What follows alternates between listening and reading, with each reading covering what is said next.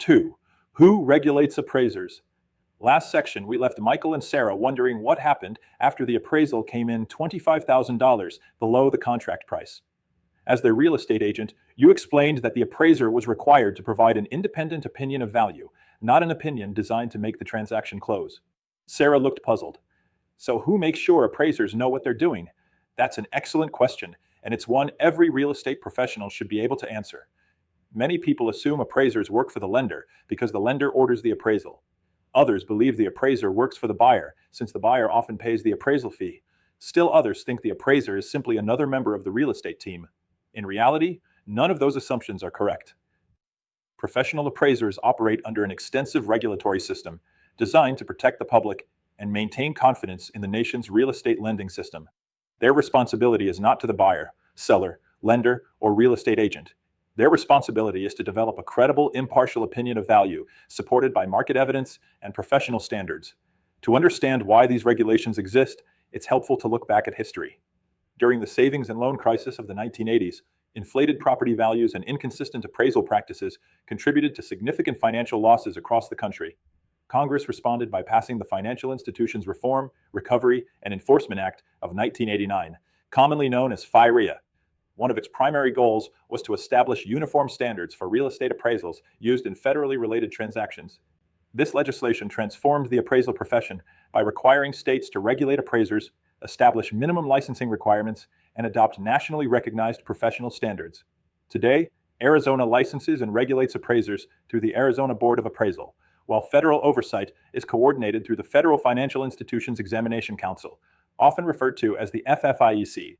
Working together, these organizations help ensure that appraisers meet education requirements, complete continuing education, maintain competency, and comply with professional standards throughout their careers.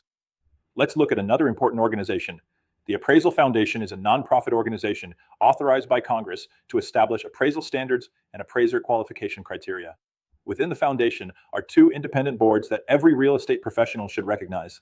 The Appraisal Standards Board, or ASB, develops and updates the Uniform Standards of Professional Appraisal Practice, or USPAP. These standards establish the ethical and performance requirements that govern appraisal practice throughout the United States.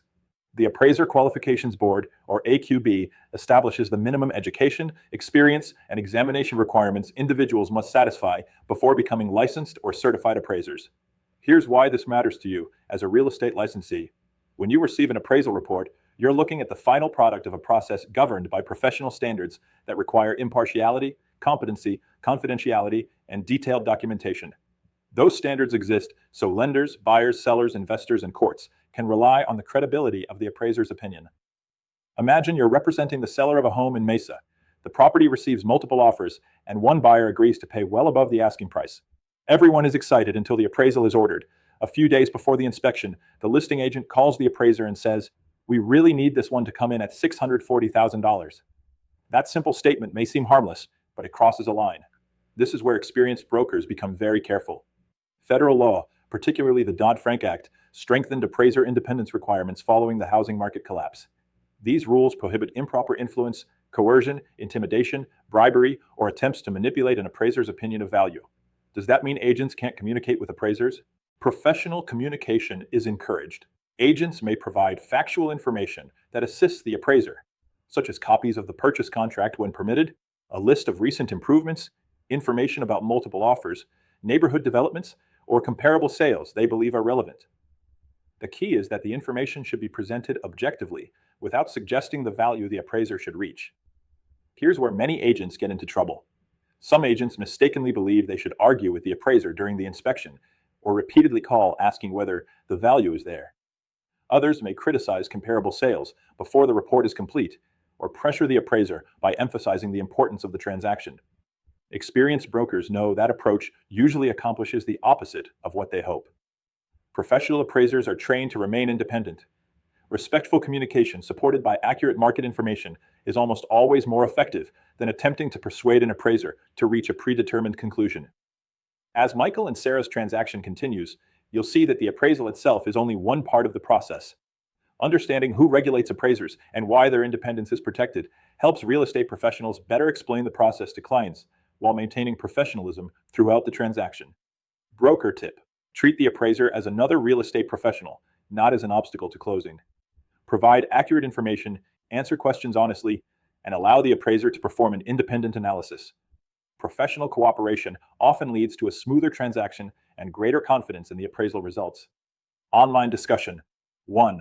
Why did Congress establish national standards for real estate appraisals following the savings and loan crisis? Answer. Congress recognized that inconsistent and inflated appraisals contributed to financial instability and lending losses. FIRIA established uniform appraisal standards, required state licensing programs, and improved oversight to increase confidence in federally related real estate transactions and better protect consumers and lenders. 2. How does appraiser independence benefit buyers, sellers, lenders, and the overall real estate market? Answer. Appraiser independence helps ensure that opinions of value are based on objective market evidence rather than outside pressure. Independent valuations reduce the risk of inflated lending, promote fairness in transactions, and strengthen public confidence in the real estate market. 3. Imagine you're representing a seller and believe the appraiser overlooked several recent comparable sales. What is the appropriate way to communicate this information? The appropriate approach is to professionally provide factual market data, including relevant comparable sales and documentation that may assist the appraiser's analysis. The communication should never attempt to pressure the appraiser toward a specific value, but should simply ensure they have complete and accurate information to consider.